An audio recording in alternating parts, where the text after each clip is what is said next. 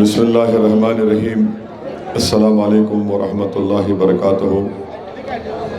मोअज़्ज़िज़ हाज़रीन इकराम, बुज़ुर्गान क़ौम और मिल्लत, मेरी इज़्ज़तदार माँ और बहनों, ग़यूर नौजवान साथियों, मैं आप तमाम का शुक्रिया अदा करता हूँ कि आपने महबूब नगर में बल्दिया के इलेक्शन के सिलसिले में मजलिस इत्तेहादुल मुस्लिमीन के इस आखिरी इंतखाबी जलसे में आपने शिरकत की। आपका बेहद शुक्रिया। जैसा कि आप लोग जानते हैं कि महबूब नगर में मजलिस इत्तेहादुल मुस्लिमीन के 16 उम्मीदवार हैं। वार्ड नंबर 1 से वार्ड नंबर डिवीज़न 34 से सादतुल्लाह हुसैनी साहब, 50 से अब्दुल रशीद मुश्ताक साहब, मुज़म्मिल मोहिउद्दीन साहब 59 से, मोहम्मद जहांगीर साहब 47 से, अब्दुल सलाम राहिल साहब 48 से, मोहम्मद इलियास मुजाहिद 40 नंबर वार्ड से, मोहम्मद महबूब 28 नंबर वार्ड से, जनाब अब्दुल माबूद साहब 54 वार्ड से, एक और नवाब साहब वार्ड नंबर 55 से, क़मरुद्दीन साहब वार्ड नंबर 27 से, साजिद साहब 29 से, फसीउद्दीन साहब 30 नंबर वार्ड से, अब्दुल वहीद साहब 51 वार्ड से, फ़ारूक अली 13 वार्ड से, मोहम्मद मोहसिन 17 वार्ड से, मोहम्मद इमरान शरीफ वार्ड नंबर 14 से। कुल 16 उम्मीदवार महबूब नगर में मजलिस इत्तेहादुल मुस्लिमीन के इलेक्शन लड़ रहे हैं। नागर कर्नूल डिस्ट्रिक्ट कलवा-कुर्ती से 3 उम्मीदवार हैं। वनपर्ती से टाउन से 3 उम्मीदवार, कोटा से 1, आत्मापुर से 1 उम्मीदवार, डिस्ट्रिक्ट गढ़वाल में शांति नगर से 1 उम्मीदवार, नारायणपेट से 2 उम्मीदवार और मक्थल से 2 उम्मीदवार हैं। मेरी आप तमाम लोगों से अदबन गुजारिश है कि 11 तारीख़ के दिन आप तमाम लोग मुत्तहिदा तौर पर अपने एक वोट का इस्तेमाल मजलिस के इंतखाबी निशान पतंग पर मोहर लगाकर अपने इत्तेहाद को मजबूत करिए, अपने सियासी शऊर का सबूत दीजिए और अपनी ज़मीनी सतह से अपनी एक लीडरशिप को मजबूत करिए। आपके वोट से जब आपका नुमाइंदा कामयाब होगा तो वो आप ही के दरमियान में रहकर आपकी मसाइल, आपकी वार्ड की जो तकालीफ है उसको दूर करेगा। अब शेर नशीन बतशरीफ़ फरमा हज़रत मौलाना सैयद अब्दुल रज़ाक शाह साहब, जनाब जाबिर साहब, मजलिस इत्तेहादुल मुस्लिमीन के तमाम ज़िम्मेदारान, मजलिस इत्तेहादुल मुस्लिमीन के सदर मोतमदीन, अरकान, मुहिबान मजलिस इत्तेहादुल मुस्लिमीन, मैं आपके सामने आज आखिरी दिन, इंतखाबी मुहिम के आखिरी दिन में यहाँ पर आया हूँ सिर्फ यही गुजारिश करने के लिए कि मजलिस के उम्मीदवारों को आप कामयाब और कामरान करिए। मजलिस इत्तेहादुल मुस्लिमीन के मुखालिफिन के पास सबसे पहला एक जुमला होता है जिसका ताल्लुक़ हकीकत से नहीं है, जो झूठ पर मुबन्नी है। कोई कहता है कि देखो हम रूलिंग पार्टी में हैं, बरसर इख्तिदार जमात है। कोई कहता है कि हम दिल्ली में हम हुकूमत कर रहे हैं, तो कोई और कहता है कि हम तेलंगाना में 10 साल हुकूमत किए थे, इसीलिए आप हमको वोट दो। याद रखिए, ये इलेक्शन हुकूमत बनाने का नहीं है, ये इलेक्शन ज़मीनी सतह से आपको अपनी लीडरशिप को मजबूत करने का है। ये बल्दिया का इलेक्शन ज़रूर है मगर ये बहुत अहम इलेक्शन है। अगर यहाँ से हम अपने नुमाइंदों को कामयाब करेंगे तो हम बेबाक तरीक़े से ना सिर्फ महबूब नगर की आवाम के मसाइल की तर्जुमानी कर सकेंगे बल्कि हम अपनी सियासी ताकत का एक मुज़ाहरा भी इससे होता है। आपकी वोट की अहमियत का अंदाज़ा इससे लगाया जा सकता है। और जो लोग ये कहते हैं कि मजलिस इत्तेहादुल मुस्लिमीन कभी इख्तिदार पर नहीं थी या हम रूलिंग पार्टी है या हम 10 साल से 10 साल हुकूमत किए। कोई बीजेपी वाला बोलता है कि मैं दिल्ली में हमारी हुकूमत है, तो हम उन लोगों को एक ही बात बताना चाहते हैं। मैं आपको ये बताना ज़रूरी समझता हूँ, शायद बहुत से लोग इस वाक़े को याद नहीं रखते होंगे।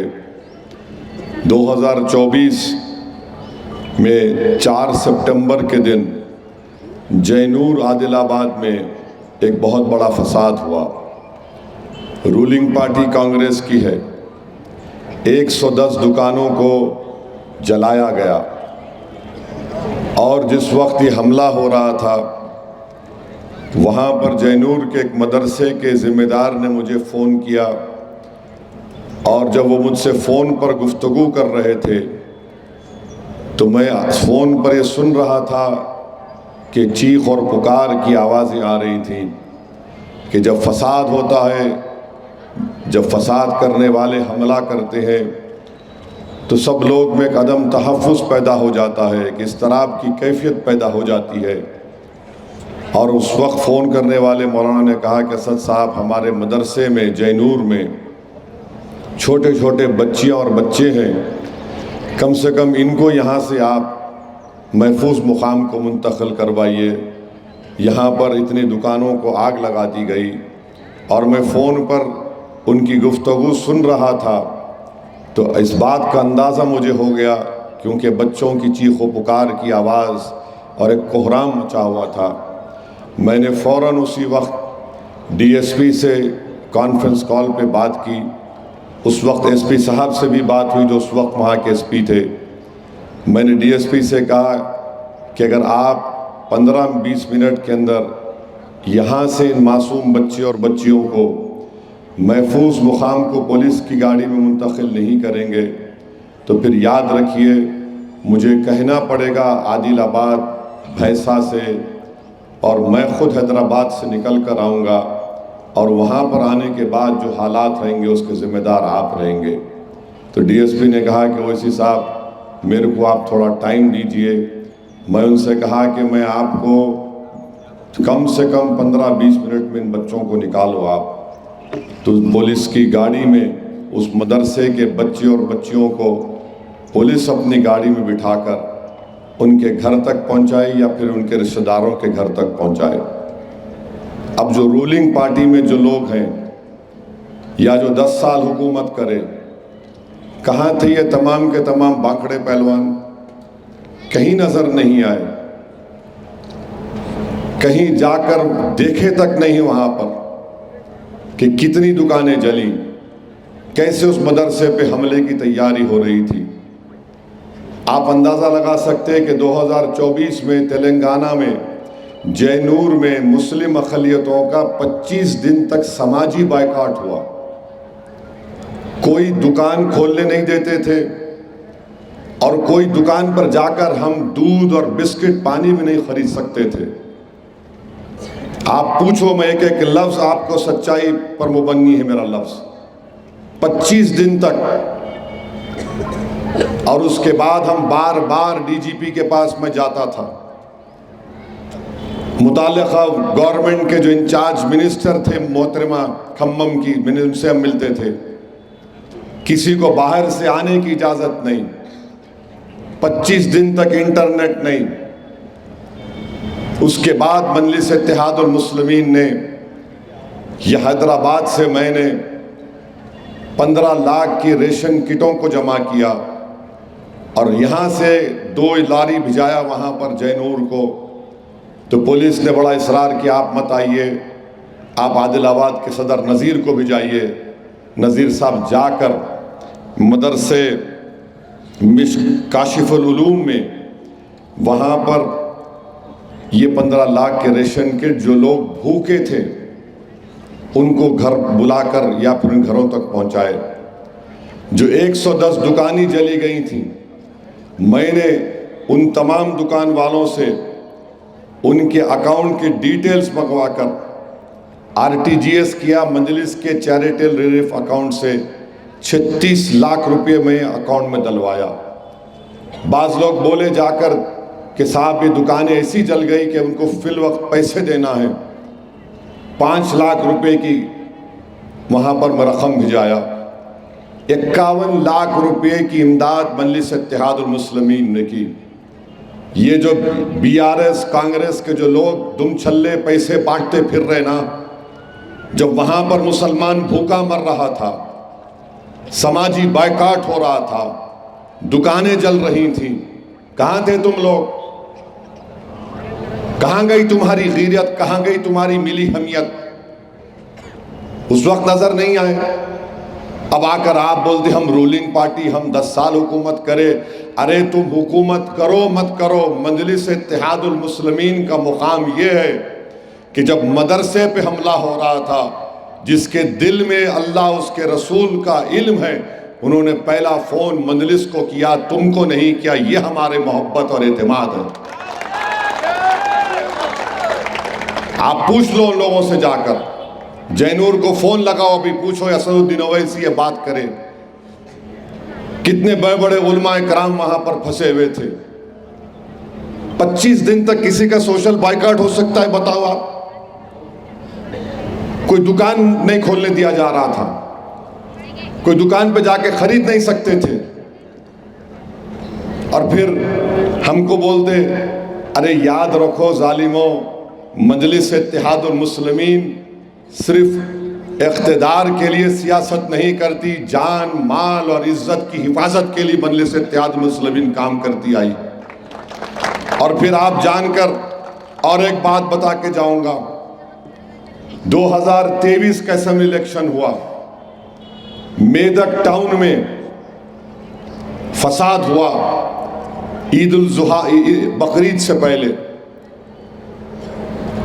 वहां पर हमारे एक हिंदू भाई का बड़ा अस्पताल है, उसमें घुस के मारे क्योंकि जख्मियों को लेकर गए थे। हमारे हिंदू भाई के दवाखाने को नुकसान पहुंचाए। फिर उसके बाद क्या हुआ, मेराज और 1 मिनट ठहरिए,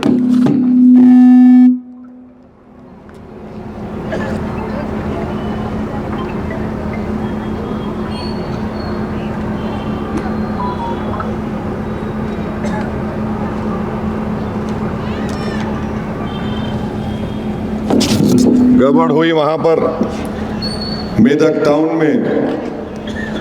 तो आरिफ और मेराज जख्मी हुए, असरा हॉस्पिटल को कौसर लेकर आए, आप लोग लेके आए। वहाँ गए भी, तुम वहाँ पर मुंह दिखा नहीं सकते, तुम जाके वहाँ पे तुम्हारे को उनसे डर होता, उनको उनके लीडर से डर होता। हम वहाँ चले गए तो उनका वोट हमारे को नहीं मिलता। जब बच्चे दवाखाने में आए असरा हॉस्पिटल को, 7 बच्चों को जेल को भिजाया गया था, मजलिस जमानत करवाई उन लोगों की। फिर ये असरा, ये 2 बच्चे थे आरिफ या मेराज, असरा दवाखाने में ज़ख्मी थे। इसमें से एक बच्चे को एंटिसिपेटरी बेल हम दिलवाए। फिर मदरसे मुश्ताकुल उलूम में आप सोचो 2023 में कुर्बानी नहीं दी गई थी मेदक टाउन में। मजलिस जाकर वहाँ पर बैठी तो तय पाया मुश्ताकुल उलूम में कुर्बानी देंगे। कहाँ थे लोग? रूलिंग पार्टी हम 10 साल करे, फुला करे, नहीं थे। फिर आप एक और वाक़या बता रहा हूँ, दौलताबाद, ये पटनचीरू और हैदराबाद नरसापुर कॉन्स्टिट्यूंसी में बीच का इलाका है। जुलूस जा रहा था, एक गलती से छोटी बच्ची के हाथ से चप्पल गिर गई। हुजूम में बजरंग दल के लोग घर में घुसकर घर में हमला किए, लोगों को, खवातीन को मारे। उस घर में टायर की एक दुकान थी, उसको नुकसान पहुंचा दिए। फ्रूट का गोदाउन था, वो साहब का जला दिए। कौन गए वहां पर? घर पे हमला होते वक्त मुझे फ़ोन किए, असद साहब हम लोग मर जाते। इत्तेफाक से कौसर मोहिउद्दीन करीब में थे, बोला जाओ भाई फ़ौरन जाओ, निकल के जाओ।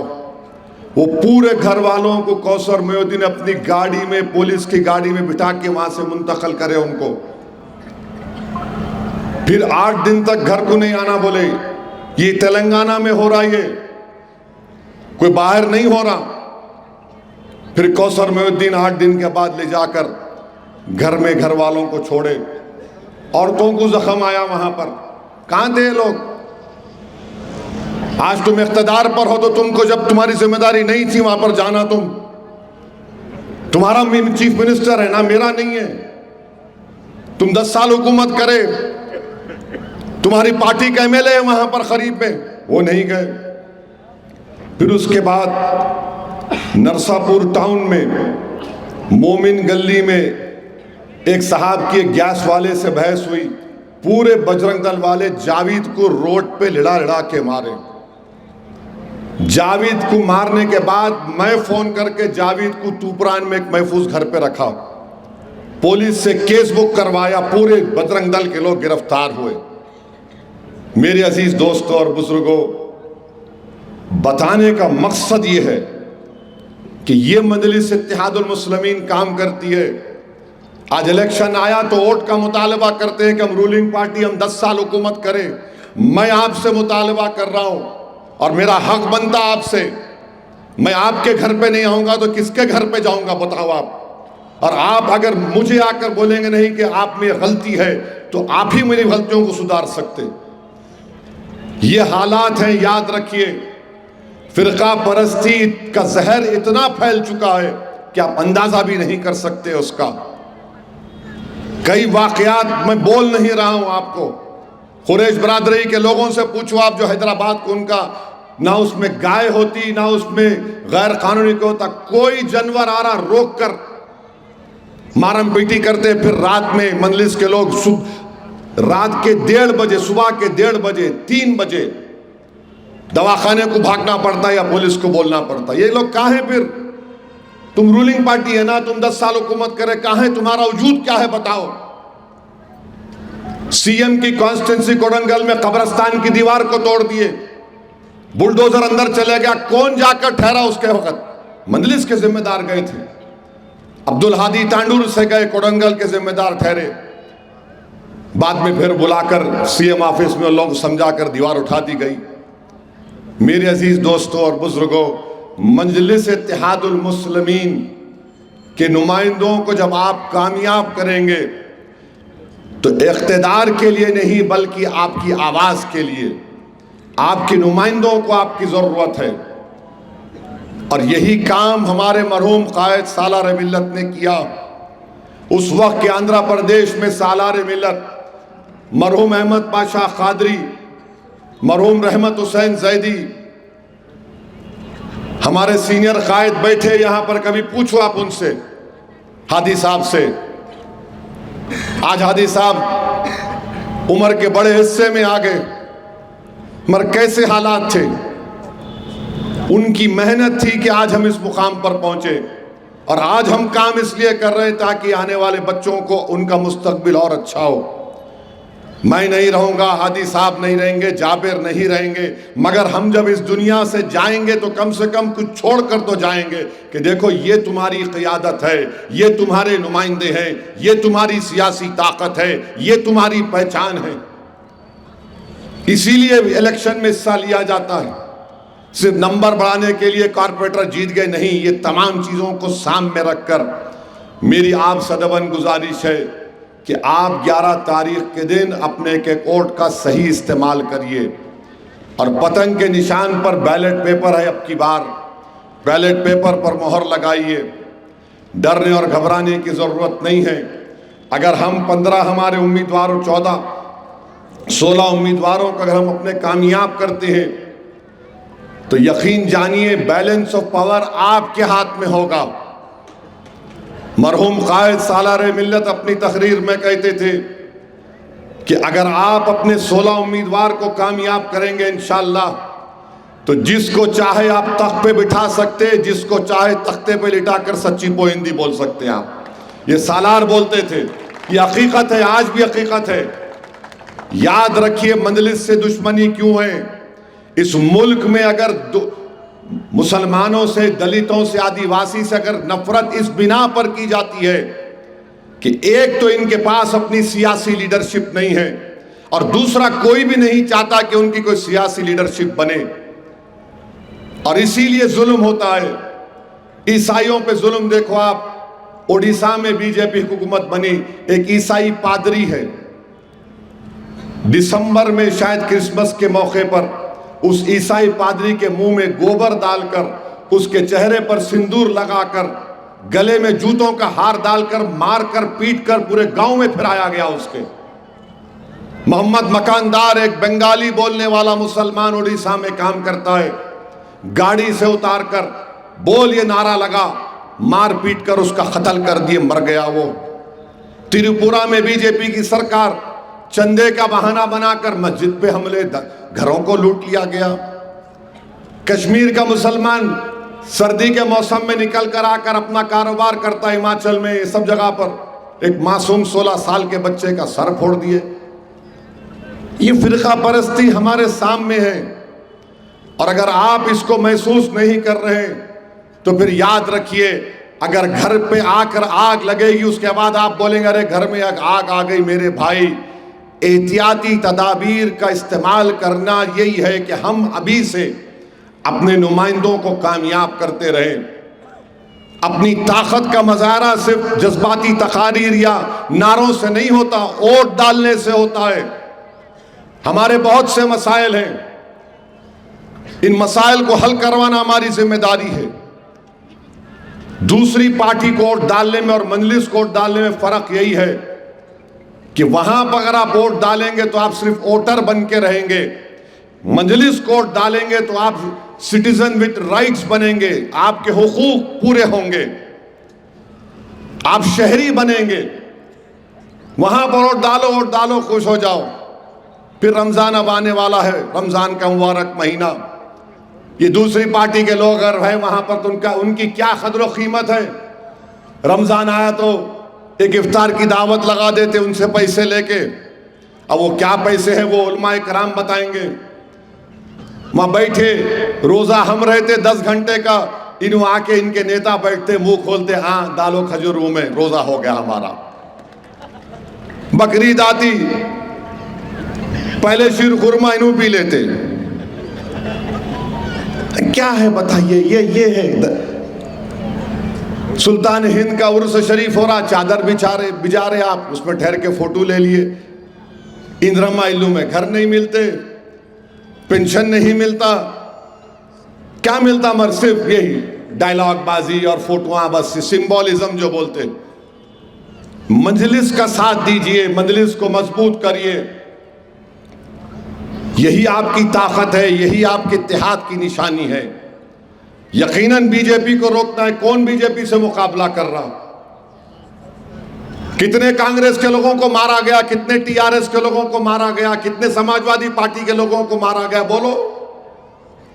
मुसलमान ही तो निशाने पर है, दलित निशाने पर है। किसका घर टूटा? तुम्हारा टूटा, मेरा टूटा बुलडोजर से। किसकी मॉब लिंचिंग हो रही? मेरे अजीज दोस्तों और बुजुर्गों, इन तमाम चीजों को अपने दिमाग में रखिए और उसके बाद एक सही फैसला लेने की कोशिश करिए।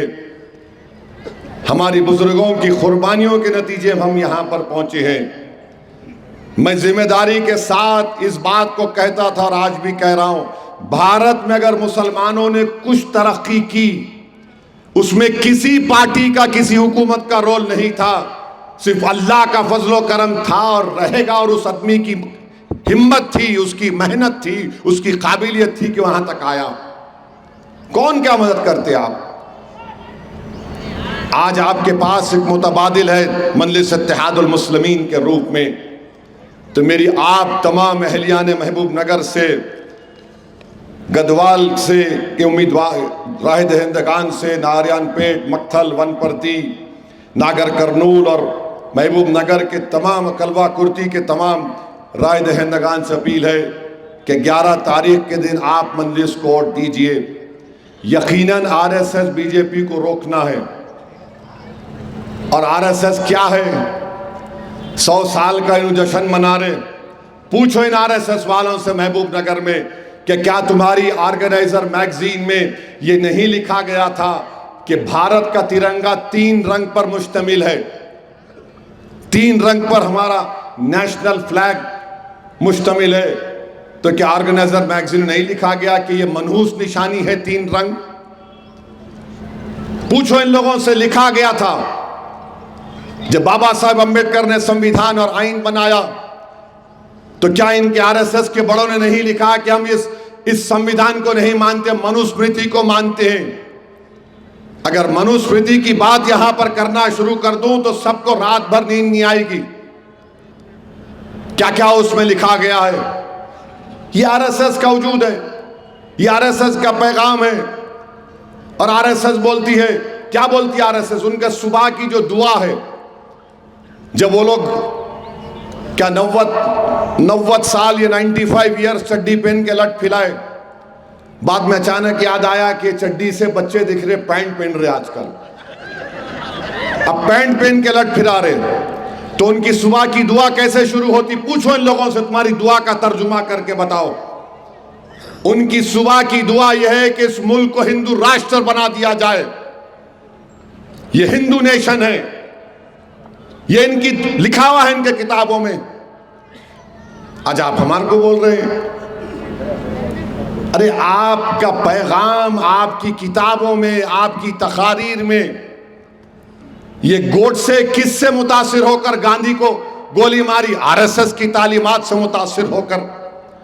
बाद में उसके भाई ने कहा कि दोनों भाई हम लोग आरएसएस से वाबस्ता थे। आरएसएस बोलती नहीं थे।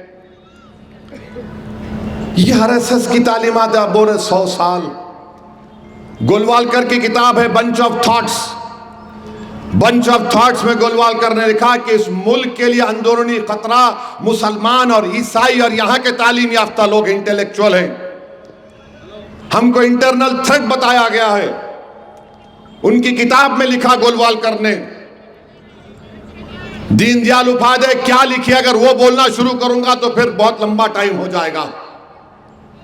मेरे अजीज दोस्तों और बुजुर्गों, और फिर जो लोग बोल रहे कि भारत रत्न उनको दिया जाना चाहिए, सुनो आरएसएस वालों, हैदराबाद सरजमीन दखन के मौलवी अलाउद्दीन थे, जिन्होंने मक्का मस्जिद के इमाम थे, खुतबा दिया रमजान के महीने में, जुमे के दिन पूरी मजमे को लेकर मौजूदा सुल्तान बाजार अंग्रेजों की रेजिडेंसी थी।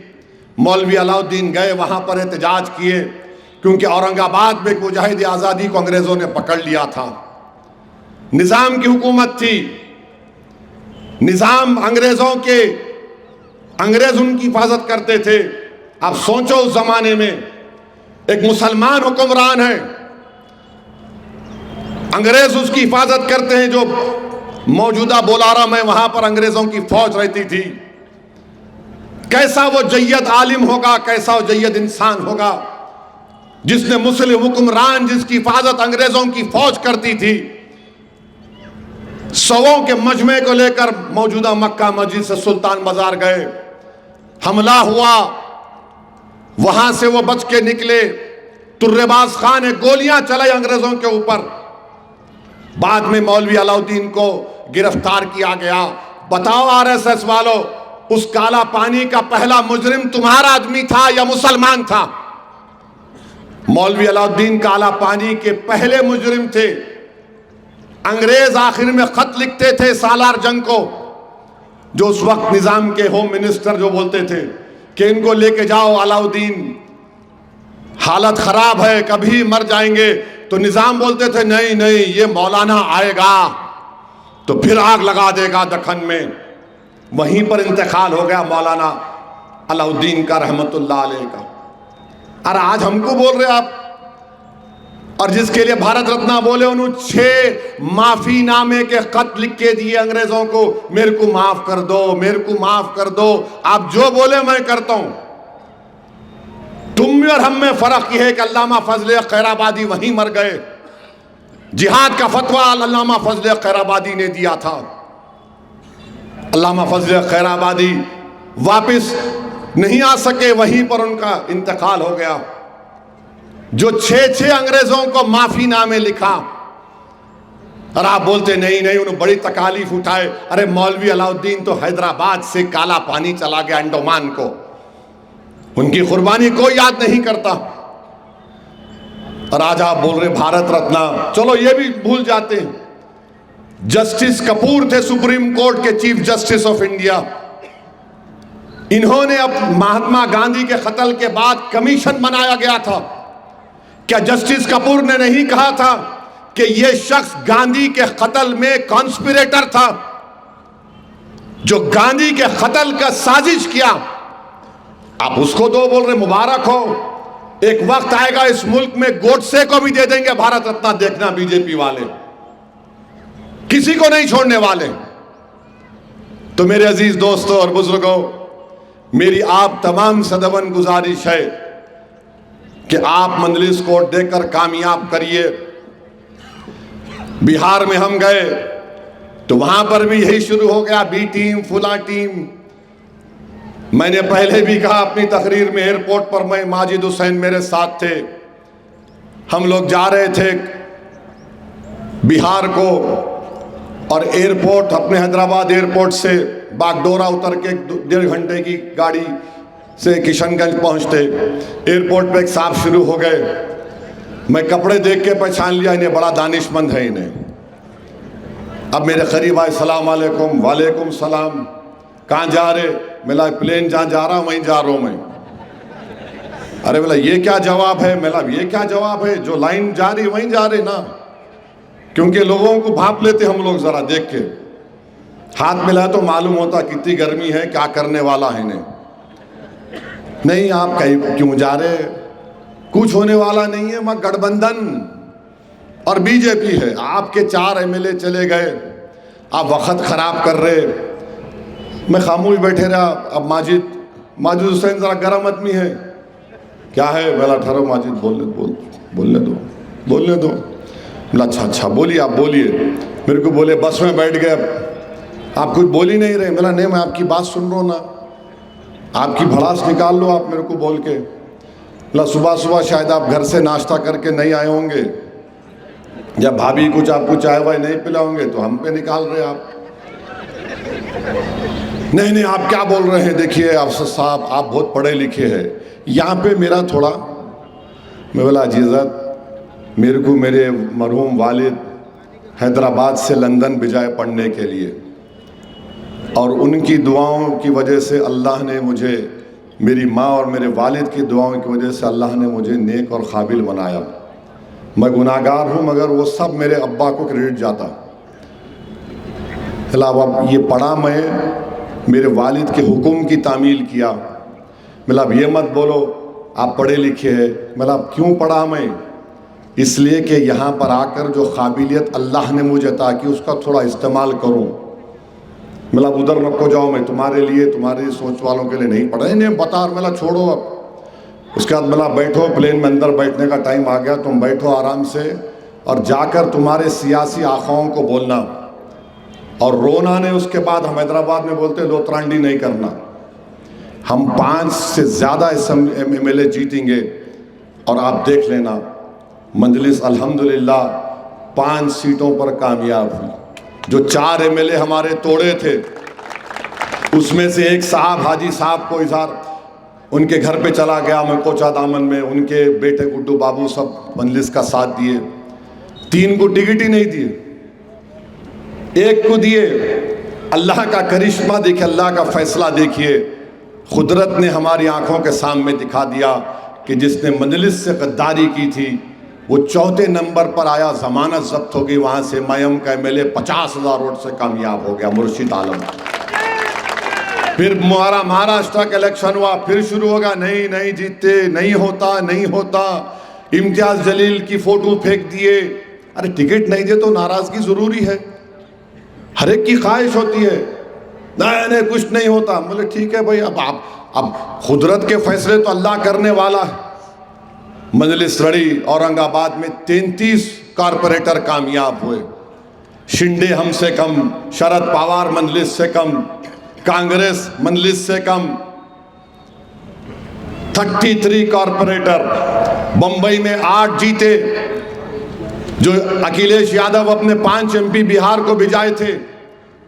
और मजलिस याद रखो, सुन लो, आज तुम इलेक्शन लड़ रहे ना, हम माफ करते मगर भूलते नहीं कभी भी हम।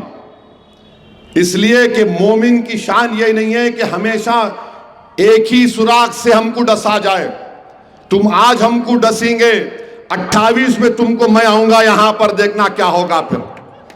तुम समझ रहे नहीं हमारी बात को। अखिलेश यादव 5 MP को भिजाए तो हमने अहमद बलाला को बोले जाओ बलाला साहब, शिवाजी मानकुंड असेंबली हल्का है, समाजवादी का MLA, आप वहीं बैठो। बलाला साहब वहीं बैठे। 8 वार्ड थे, 6 मंजलिस जीती, इसमें दलित भाई उबाले साहब जीत गए। और वही उबाले को मजलिस ने मुंबई की बल्दिया में अपना फ्लो लीडर बनाया। आप बताइए अब क्या होगा। 125 कारपोरेटर म्युनिसिपैलिटी के मजलिस के जीते महाराष्ट्र में, भारत का दूसरी बड़ी रियासत। तो याद रखिए ये मुखालिफिन मजलिस को देखते कि बोलते नहीं नहीं कुछ भी नहीं होगा। अरे तू अपने घर में मायूस होगा, यहां कहीं को निकाल रहा बाहर मायूसी। हम तो मायूसी को कुफर समझते। ला तक़नतु मिन रहमतिल्लाह, कि अल्लाह की रहमत से कभी मायूस नहीं होना है। तो मेरी आपसे गुजारिश है कि सुबह के अवलीन सातों में, सुबह के अवलीन वक्त में आप अपने घर से निकलकर अपने एक एक वोट का इस्तेमाल पतंग के निशान पर मोहर लगा कर करिए। ये महबूब नगर आपका है, ये महबूब की नगरी है। और आप अपनी सियासी लीडरशिप को मजबूत बनाइए, आपके नुमाइंदों को कामयाब करिए। और याद रखिए मार्च अप्रैल में तेलंगाना में SIR होगा। आप तमाम लोगों के नाम वोटर लिस्ट में है? कितनों के नाम है? हाथ उठाओ। जिस दो हाथ नहीं उठाए उनका नाम नहीं होगा फिर। अब हाथ आप याद रखिए, ये वोटर लिस्ट प्रूफ होगी आपकी कि आप वोटर हैं।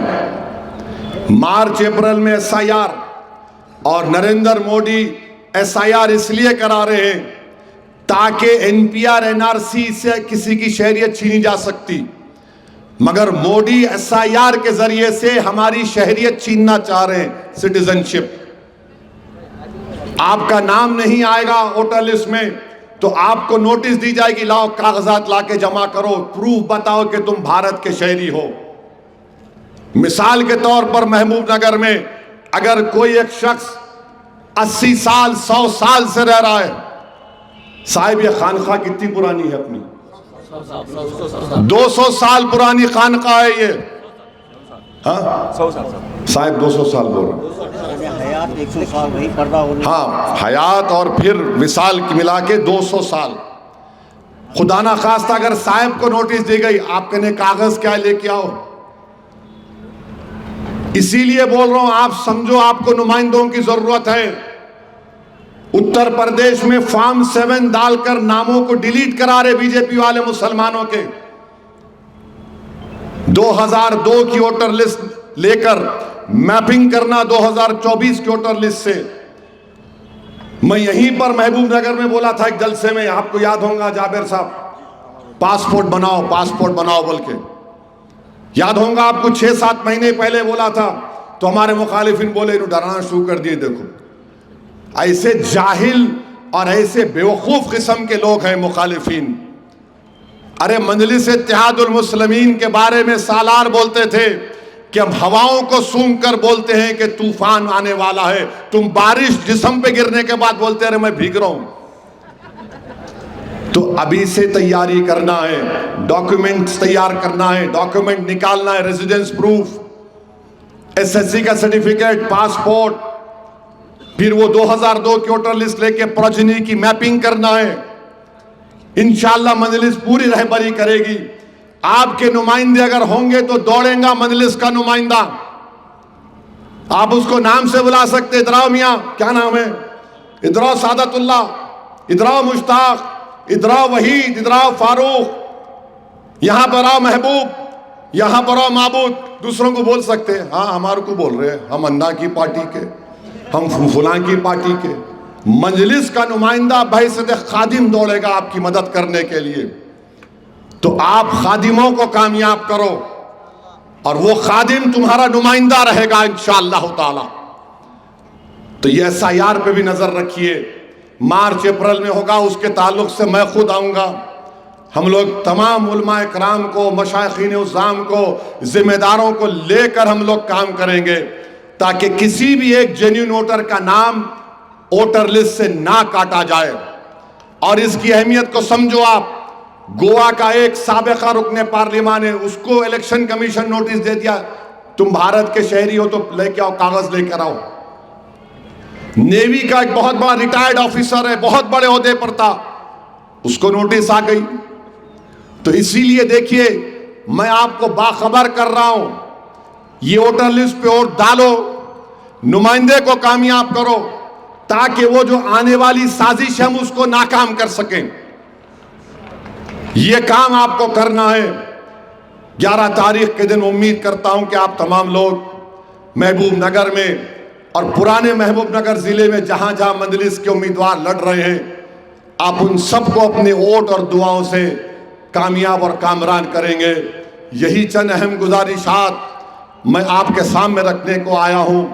आज इंतखाबी मुहिम का आखिरी दिन जरूर है, मगर इंशाअल्लाह ताला मजलिस इत्तेहादुल मुस्लिमीन कल भी आपके दरमियान में थी, आज भी है, और इंशाअल्लाह ताला सुबह क़यामत तक मजलिस इत्तेहादुल मुस्लिमीन रहेगी। मेरी आप तमाम से गुजारिश है, और इतनी बड़ी तादाद में हमारी बहनें आई, ख़वातीन आई, इज़्ज़तदार माएँ आई, मैं उनको ये पैगाम देना चाह रहा हूँ कि आपका वोट बड़ा कीमती है। बिहार में 5 MLA टाइम्स ऑफ इंडिया अखबार ने लिखा जो जीते, 5 असेंबली हल्क़ात ऐसे थे जहां पर ख़वातीन ने वोटर लिस्ट में अपने 90% वोटों का इस्तेमाल किया। आपको मालूम, 5 में से 3 मजलिस जीती। जब मैं वापस शुक्रिया अदा करने के लिए बिहार को गया तो किसी गांव में मैं चल रहा था, तो वहां ख़वातीन ने मुझे बुलाया और बुला के देखो हमारे घर पे लालू की पार्टी को राजद बोलते, राजद का झंडा है, मगर हमने ओवैसी पतंग छाप को वोट दिया। हम पूरे महिला ने मिलकर फैसला लिया। हमारे घर के मर्द हजरात कुछ भी बोल रहे थे। मेरी आप तमाम से भी गुजारिश है कि उस दिन सुबह में आप सबको लेकर जाइए, अपना वोट डालिए, और आधा घंटा लगेगा आपको अपने घर से निकल कर वोट डाल के वापस आने के लिए। वोट डालिए, और तमाम लोगों से, नौजवानों से मेरी अपील है कि उस दिन आप भी वोट डालो। खाली मोटरसाइकिल डाल के क्या चल रहा, फिर एक फ़ोन मेरे करते, साहब ज़रा कमी है। बाबू, पहले अपने घर वालों को लेके जाओ, खुद का वोट डालो, उसके बाद तो मोटरसाइकिल पर सनग्लासेस पहन के फिरते हुए निकलो। तो 11 तारीख के दिन पतंग को वोट डालिए, दुआ करिए। मैं महबूब नगर के जिम्मेदारों से, अहले दिल से भी अपील कर रहा हूँ कि आप हमारी कामयाबी के लिए अल्लाह सुब्हानहू तआला की बारगाह में दुआ फरमाइए, और इंशाअल्लाह ताला अल्लाह हमको एक अज़ीमुश्शान कामयाबी से हमकिनार करेगा। बहुत बहुत शुक्रिया। मुझे यहाँ से वक़ाराबाद और तांडुर को जाना है, इसलिए आपसे इजाज़त चाहता हूँ। अस्सलामु अलैकुम व रहमतुल्लाहि व बरकातुहू।